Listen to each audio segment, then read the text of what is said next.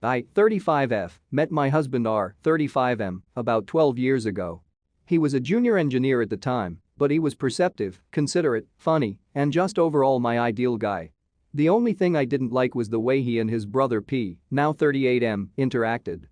P loves to talk about how successful he and his friends were and undermines R's accomplishments as that's good for your age.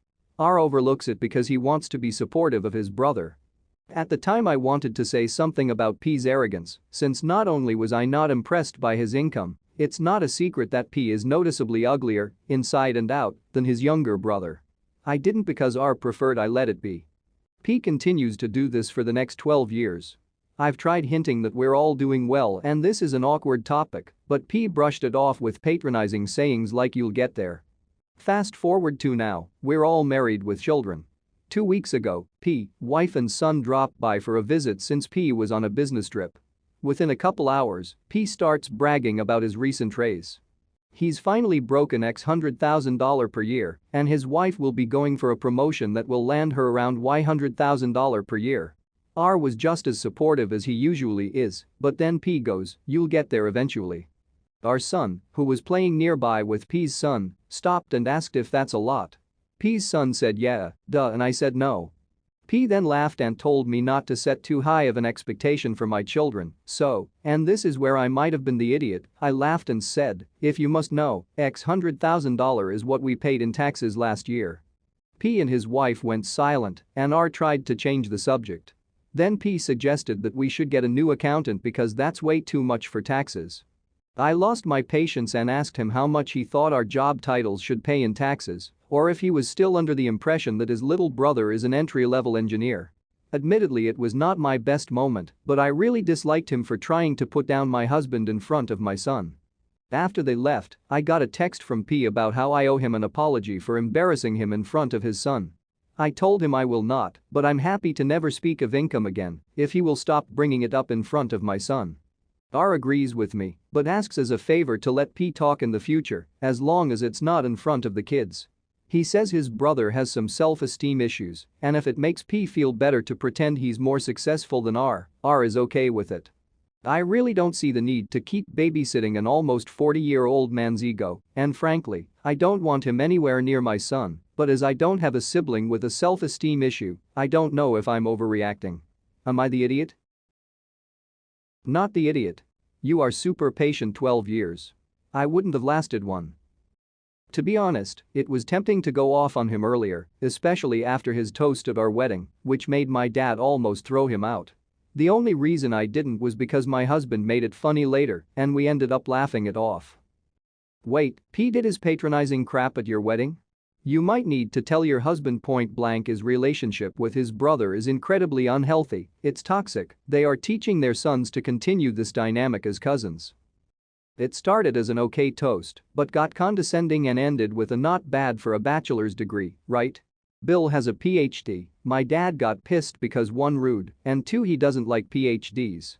But people chilled after my husband made some jokes about his brother being convoluted hard to understand and ended with not bad for a PhD, right? That said, my son will be spending less time with Bill's son until habits improves. It sounds like your husband may have normalized his role of being his brother's punching bag, then smoothing it over in front of the company so no one holds Bill accountable. Obviously, I don't know these people so you'd be able to tell if this is accurate or off base.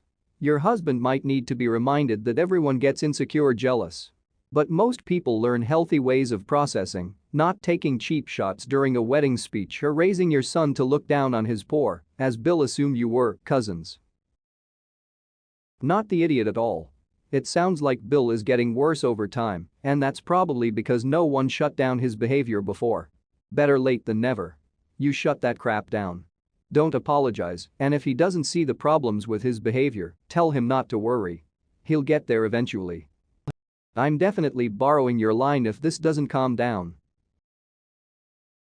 I, 17F, live with my parents.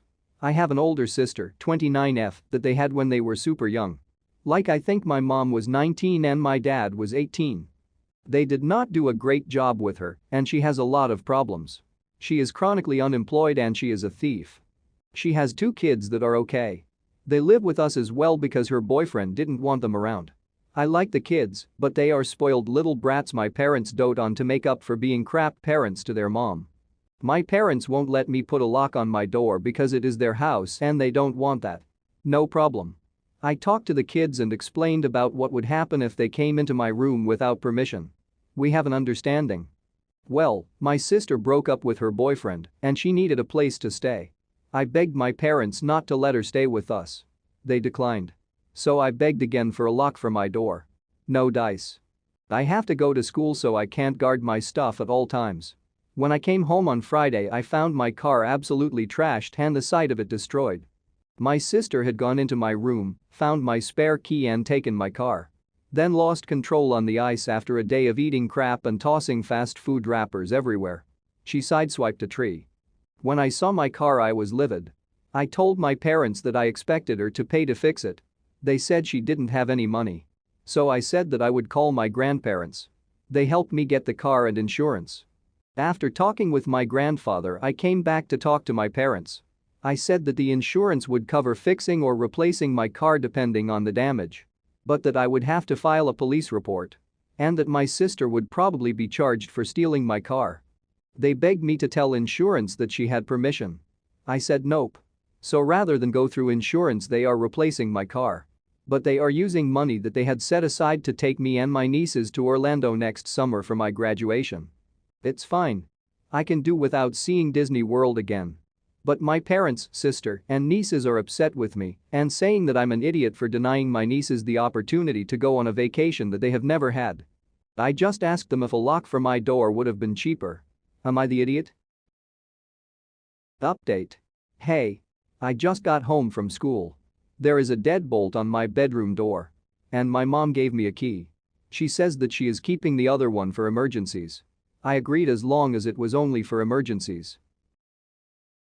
Not the idiot, your parents could go the cheaper route and send your sister to jail for grand theft and teach her they won't always bail her out, then no ruined vacation either. Not the idiot. While I understand families deciding to handle situations like this within the family rather than reporting it to the authorities, that is dependent on the wrongdoer being genuinely sorry for their mistake. But your sister isn't sorry. Not even a little. Otherwise, she would recognize that her choice took the trip away from her children and not be constantly trying to guilt or blame you. Not the idiot, and that last line killed me. Just one thought about that lock: would they agree if you offered to give one of them a spare key? That seems pretty reasonable to me. My mother-in-law moved in with us about 3 months ago. It's been okay. She and I are clashing personalities and cultures, and it's come up more often now that we share a similar space. She is a traditional Hispanic woman with a strong sense of decorum and family hierarchy. I am white, liberal in all ways, and agnostic about most traditions, including and especially the need to obey elders. Before, out of consideration for my spouse and out of a belief in my house, my rules adage, I used to watch what I said around her very carefully because we only visited with her about once a month. But when my spouse asked if she could live with us, I said I was okay with it as long as I no longer had to walk on eggshells around her. My spouse agreed and told their mother that she needs to respect that we do and say things differently in our home than she may like. I don't know how her mother responded to that, but it never came up again.